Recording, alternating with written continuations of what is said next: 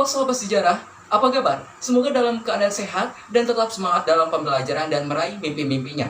Perkenalkan, nama saya Rizky Yuryawan Putra, saya siswa kelas 11 MIPA 3 SMA Negeri 1 Lasdengklok. Di sini saya akan menjelaskan atau ingin mempresentasikan sebuah materi dari sejarah Indonesia mengenai kolonialisme dan imperialisme, subbab petualangan, penjelajahan, dan perebutan kekuasaan.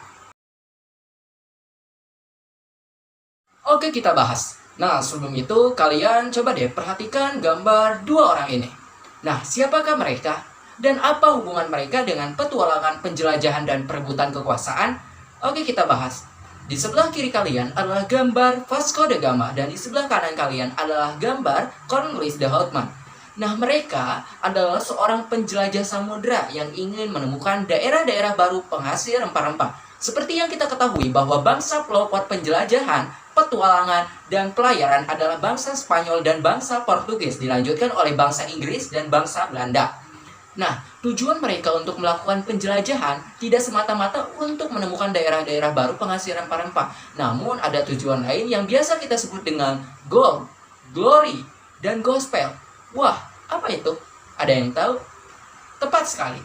Oke, kita bahas. Gold. Gold dalam bahasa Inggris artinya adalah emas. Maka emas di sini saya simpulkan adalah kekayaan. Yang kedua adalah glory. Glory dalam bahasa Inggris artinya adalah kejayaan. Maka saya simpulkan di sini adalah kejayaan yang harus dimiliki atau dimenangkan oleh bangsa Eropa. Yang ketiga adalah gospel. Gospel dalam bahasa Inggris artinya menyebarkan. Maka saya simpulkan menyebarkan di sini yang dimaksudkan adalah menyebarkan agama atau tugas suci untuk menyebarkan agama. Nah, ternyata selain tujuan gold, glory, dan gospel, ternyata ada tujuan lain loh, yaitu ingin merebut kekuasaan atau ingin menjajah suatu negara.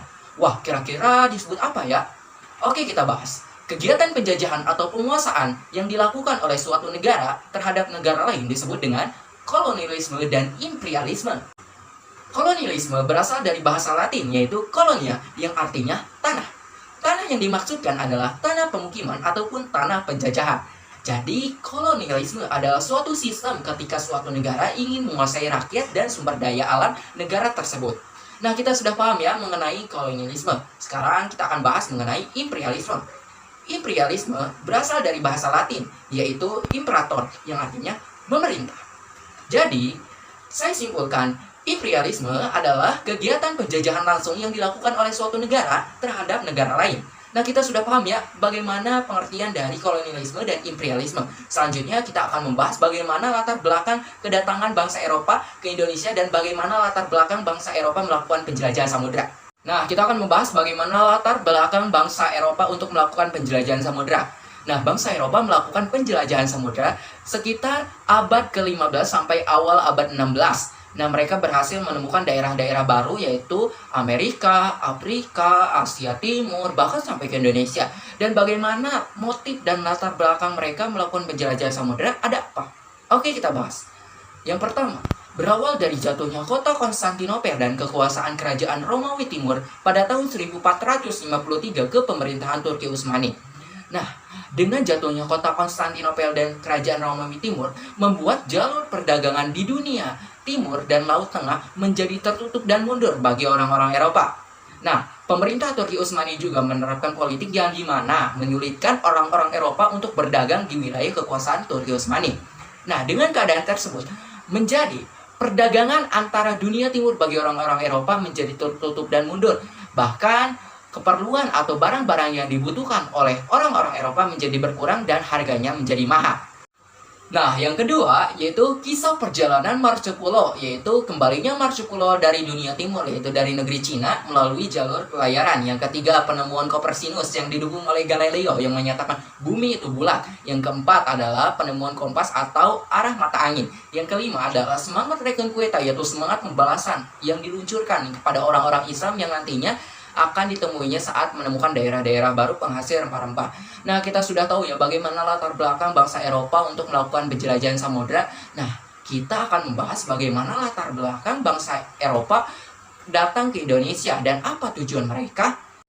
Oke, kita bahas. Indonesia merupakan negara penghasil rempah-rempah atau negara yang kaya akan sumber daya alam. Sejak awal tarik Masehi, Indonesia dikenal sebagai negara penghasil rempah-rempah. Nah, rempah-rempah ini biasa digunakan oleh orang-orang Eropa sebagai obat, pengawet makanan, bahan masakan, dan lain-lain.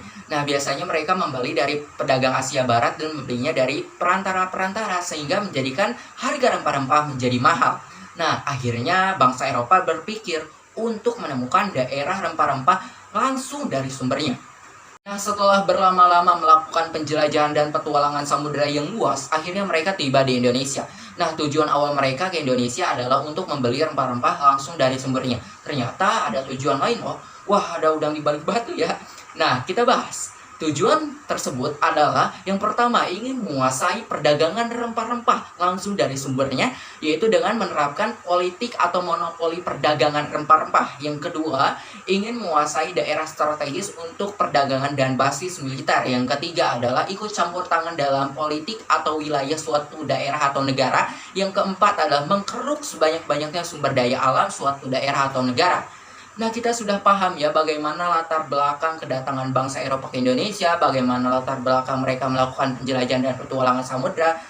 Kita akan mereview kembali apa yang kita bahas sebelumnya. Nah, tadi saya sudah membahas mengenai 1. Petualangan penjelajahan dan perebutan kekuasaan. 2. Kolonialisme dan imperialisme. 3. Latar belakang bangsa Eropa melakukan penjelajahan samudera. 4. Latar belakang bangsa Eropa masuk ke Indonesia. Nah, semoga apa yang saya sampaikan dan saya simpulkan ini menjadi bermanfaat. Mohon maaf atas kekurangan dan kesalahannya. Tetap semangat dalam pembelajaran dan tetap semangat dalam meraih mimpi-mimpi kalian. Sampai jumpa.